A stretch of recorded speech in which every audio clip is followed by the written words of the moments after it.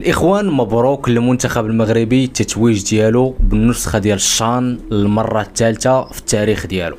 كما كتعرفوا الاخوان ان المنتخب المغربي مع طارق السكشيوي بين على علو الكعب ديالو، وخليونا كاملين نتفقوا بان طارق السكشيوي بصح ولا كيبين على انه مدرب اللي ذكي بزاف، مدرب اللي تكتيكي، بالرغم من ان المنتخبات الكاملين اللي خداهم في واحد الظرفيه اللي بسيطه، الا انه قدر يدير بزاف ديال الحوايج اللي ما قدروش بزاف ديال المدربين اللي دربوا المنتخبات المغربيه بالفئات ديالها كاملين واحد المده اللي طويله، الا انهم دائما ما كيفشلوا يحققوا شي حاجه.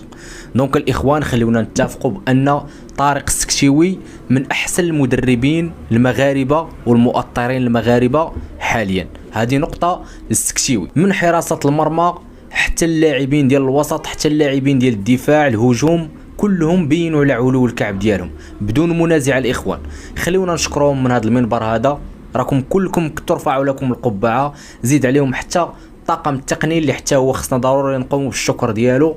هذا الشيء هذا كامل من طبيعه الحال جا من بعد مجهودات اللي كبيره بزاف. خليونا نهضروا على المباراه شويه. الهدف الاول ديال المنتخب المغربي اللي جا عن طريق راسيه من باس ديال بابا المهري اللي كان واحد الهدف اللي زوين بزاف.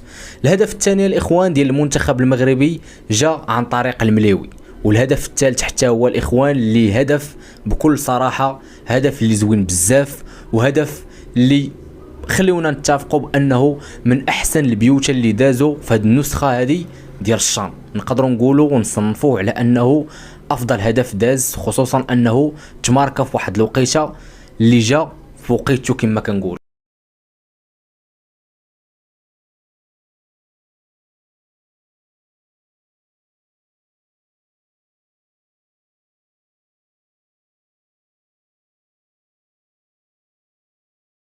دونك الاخوان من هذا المنبر هذا غادي ندوزو غادي نهضروا على اللائحه ديال المنتخب المغربي الاول. وليد ركراكا الاخوان استدعى بزاف ديال اللاعبين اللي هضرنا فيهم في الفيديو السابق، قلنا بانهم بدون تنافسيه.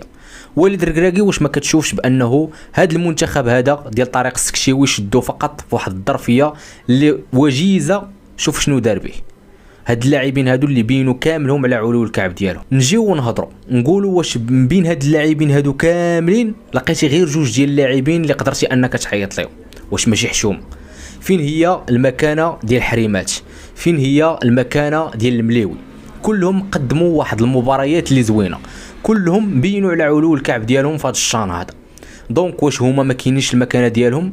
علاش عيطتي على العزوزي مثلا؟ علاش عيطتي على اسماء اللي كثيره ما عندهاش تنافسيه وممكن ان هاد الاسماء هادو يديروا بلاصتهم مع المنتخب المغربي؟ المليوي مثلا، نجيو نهضروا على المليوي ونقولوا عيطتي على نصيري.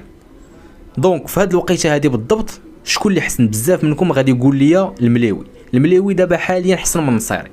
خليونا نتفقوا على هاد الامور هذه. دونك بزاف ديال اللاعبين يستاهلوا انهم يتعيط لهم المنتخب المغربي، كما بزاف ديال اللاعبين عندهم جنسيات اخرى وتعيط لهم. حتى هاد اللاعبين هادو ديال البطوله يستاهلوا اننا نعيطوا لهم. اي واحد بين على علو الكعب ديالو، اي واحد عطى وبين خصو يجي للمنتخب. هادشي اللي كنعرف انا. الاخوان خليو لي الاراء ديالكم في الكومونتير لتحت. شكون في نظركم من بين اللاعبين اللي كان ضروري خصو يسجل الحضور ديالو مع المنتخب المغربي ولكن كتشوفوا بان وليد ركراكي ظلموا بزاف؟ مرحبا بجميع الاراء ديالكم كتهمني. خليو لي الاراء ديالكم في الكومونتير.